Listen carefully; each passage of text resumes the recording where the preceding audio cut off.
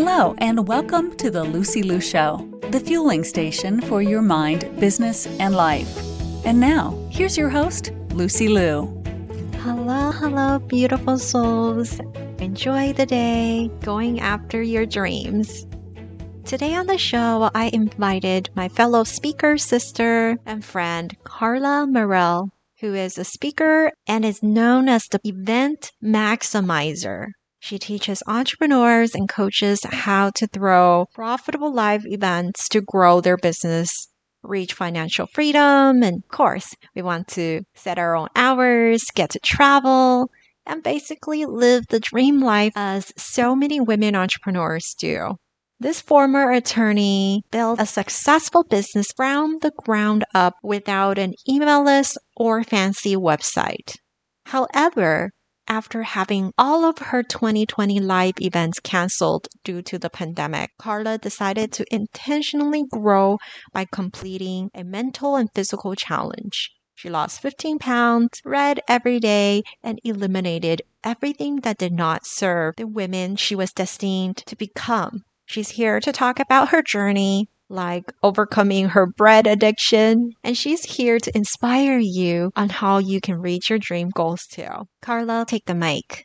I don't think I can do this. It's what I kept telling myself as I saw the task in front of me. I have embarked in the most challenging physical and mental journey that I ever thought possible. It required for me to work out not once but twice a day, drink a gallon of water, not cheat ever in any of my meals, eat super clean, be very strict and disciplined. I don't think I can do this. I kept saying over and over because at the time I decided to do this, I was at my lowest point. I was at the point that after working really hard for 8 years, I had lost each one of my clients due to the COVID pandemic. It was at the time where I'd let go completely of every wellness advice that I ever received, and I was drinking too many COVID cocktails and eating way too many snacks. I have gained 15 to 20 pounds that were not serving me. I was depressed. I was constantly thinking that my business was failing. I was hopeless. My one thing that have overgot me through everything is my confidence. And at that point, I had lost not only my confidence, but also my sense of purpose. I was so scared of doing this, and at the same time, I so knew that I needed to do something different, that I needed a change, because I could not possibly be the leader that I always wanted to be, the leader that I knew was inside of me if I had things like bread or beer holding power over me. I knew something needed to change. I needed to be a bigger leader so I could take bigger actions and just overall be able to lead and inspire other people. That's what leadership is about. Inside of how afraid I also was ashamed. I was feeling ashamed of what if I fail? So it was very important to me to keep this to myself. Like I have always done in the past, I always kept goals to myself. Actually, if I look back, not a single year I wrote down my goals. My husband, on the other hand, he loved writing his goals. Not only he writes them down, he measures them every quarter, every month. It's pretty annoying to me. What I realized at that moment is that it was my fear that was precluding me for not only writing those goals, but in this instance, to come forward and tell everybody what I was doing. It was not that I couldn't do it. It was that I couldn't believe that I could do it. But this time was going to be different. More than accountability, I wanted to do something and not just try it, but actually do it. Trying was not an option for me because at the lowest of my lowest points, when I had nothing to lose, I could only move forward. So I entered my husband's office and I said, we need to have a serious conversation. He knew I was in bad shape. He saw the tears. He saw the desperation in my face. He saw me working 15 hours a day and making no progress. He saw my business vanishing under my hands. And I told him what was going on. I told him that even though I was overwhelmed with everything was happening with my business and with life and with homeschooling, I needed to do this challenge because I needed to change. I needed to feel that I was in control of something when everything else around me was out of control. And I told him, would you join me? Would you support this journey? Most importantly, would you believe that I can do it? And his first reaction was, how can I help? I'm thinking that he's going to try to talk me out of it. And all he wants to do is support me because he said, I absolutely believe that you can do it. And that was day 1 of my journey. 75 grueling days later, not only I finished the challenge, I crushed it.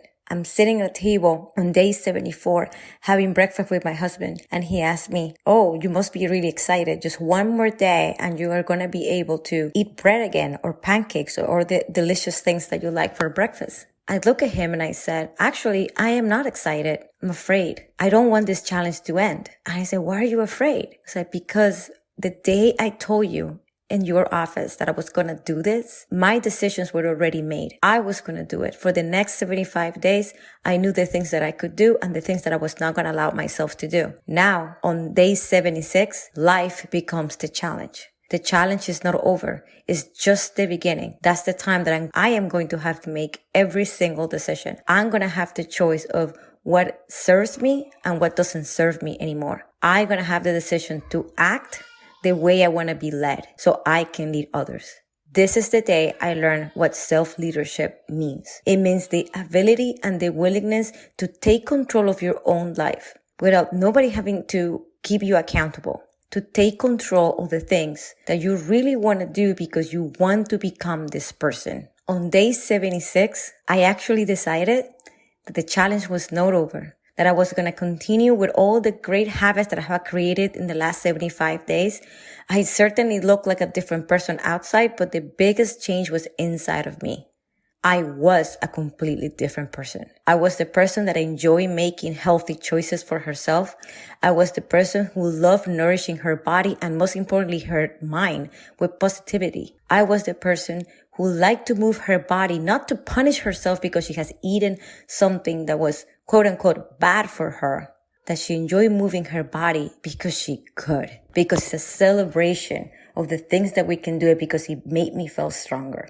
So on day 75, I decided I was just going to keep going. And then day 100 came, and then 125th came, and then 142nd. At some point, I started taking more pictures and documenting everything in social media, not to gloat about what I had done or the way I looked, which was definitely an improvement, but to inspire people, to tell them that they could do it too.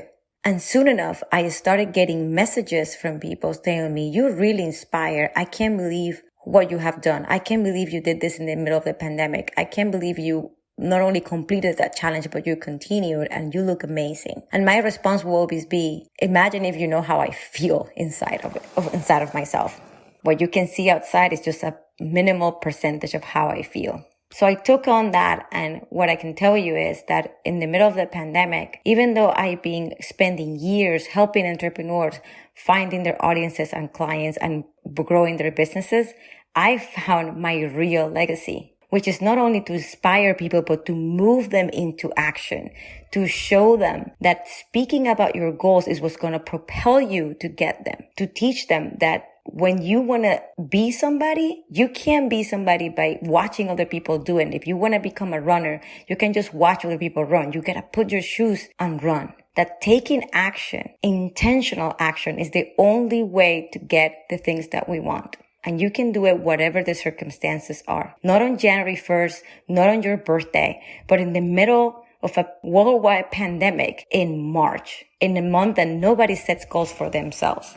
And for that, I'm going to give you 3 or 4 tips that will be helpful for you, whether you have never set a goal for yourself, like I never wrote my goals before, whether you have set some goals for yourself on New Year's and accomplished some of them, or whether you're a person that usually reaches all their goals and you're looking to take it to the next level. All these tips are for you. Number 1, decide the timeline on which you want to accomplish your goal. For myself, I gave myself 75 days because I knew that will help my mind to know that there was an end in sight. Even though halfway through it, I decided that I was never going to be the person that I was before. Setting a timeline for yourself makes it real and holds yourself accountable or when you want to start and when you want to end. I can assure you, if you do this halfway through it, you will never want it to end. Second, make it easy. One way that you can make things easy for yourself is to recognize that what's your energy rhythm. Your energy rhythm is what I call the peak of your day.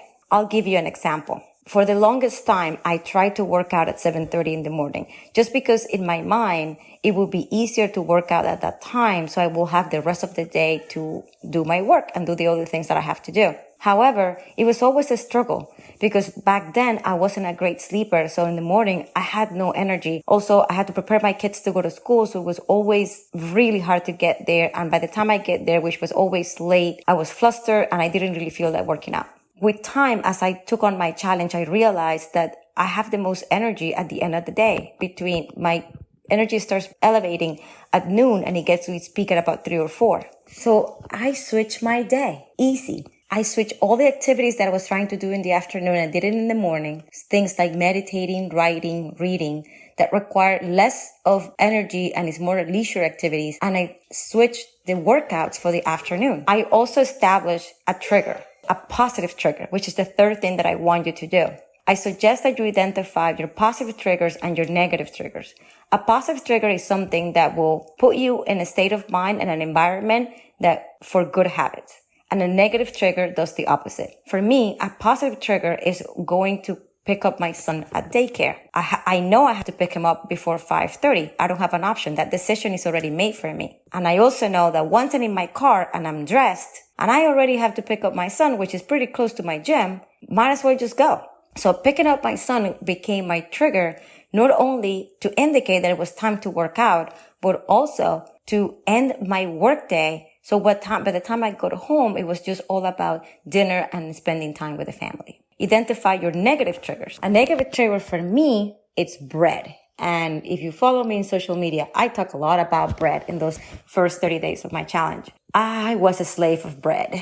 Bread was everything. And I realized that once I put bread in my mouth, I can't stop. And it also opens the door to cake or cookies or chocolate or any other things. So what did I do? I say goodbye to bread. It's a trigger. It allows me to just forget about my goals and indulge in other things. So bread is no longer part of my life.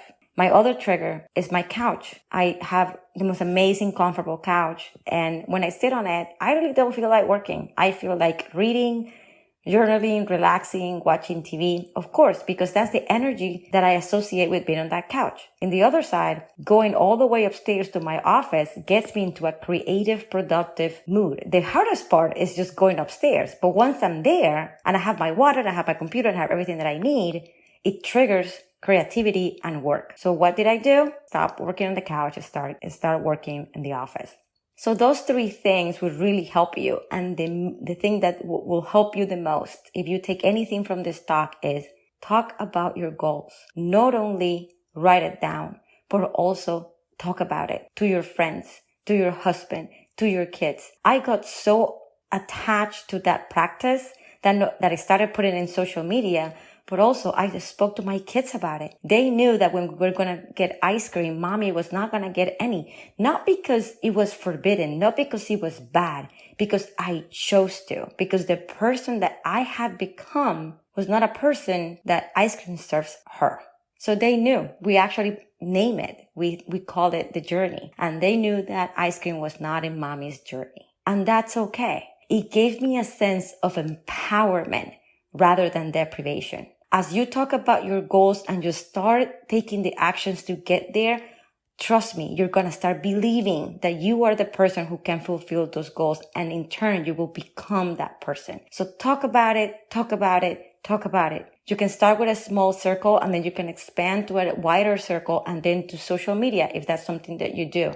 And believe me, not only you will achieve your goals, you will inspire others to achieve theirs. I'll leave you with this.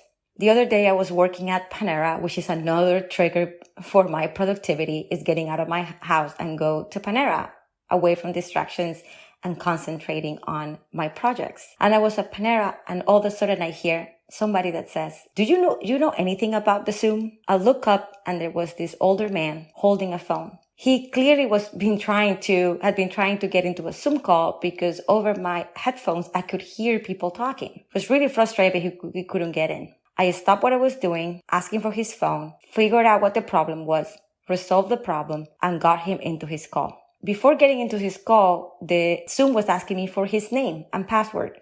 So I asked him his name. I noticed that he hesitated and he just simply said, Russ. I wrote it down. And I got into the meeting and gave him back his phone. He was so grateful. He said, "Oh my God, thank you. I couldn't have done it without you." There's something about the way he said that. I couldn't have done it without you. There was so much gratefulness in his eyes and his tone. And I was like, oh, great. I got him into his meeting. Maybe it's just book club or something. I put my headphones back on, but he didn't have headphones. So his meeting was really loud. And I couldn't help but overhearing the other people talking. Turns out Ross, who was late for his meeting, was logging into his first AA meeting. And then it hit me. I couldn't help but overhear 2 stories that were shared that I will never forget. This was grueling, real life stories of people that are really suffering. And Ross was one of them. From there, I decided that, and I hope you do too, that helping other people with the minimum of gestures can make a huge difference. So by you talking about your goals and the things that you want to accomplish, and then talking even more about it, when you're empowered with the feeling that you have accomplished those goals, and tell other people, will inspire and help other people, even if it's in a small way. You never know who's watching. You never know who you can impact. It could be your kids, your neighbors, your friends, even the people, even your community on social media that you don't even know in person. So not only set goals for yourself, write it down, talk about it, because you too could be the inspiration for other people. And one day they could write you an email, they can text you, or they can not even think, I couldn't have done it without you. Thank you, Ross, for that lesson, because my mission is to help women to accomplish their goals so they can do it with my help and my inspiration. Thank you. If you resonated with anything Karla said, you can connect with her on Instagram at The Event Maximizer, or check out her website at www.theeventmaximizer.com. See you next week. To all the beautiful souls listening, thank you for joining me on this episode of The Lucy Liu Show. When I'm not podcasting, I am coaching high-achieving women in life transitions, getting unstuck, kissing overwhelm goodbye, and living a more joyful and fulfilled life through strategic goal setting and mindset transformation. It would mean the world to me if you subscribe, rate, or share this with a friend. And don't forget to join me for the next episode. Remember, there is always a way, and more blessings are coming your way. For free resources and show notes, head over to lucylucoaching.com.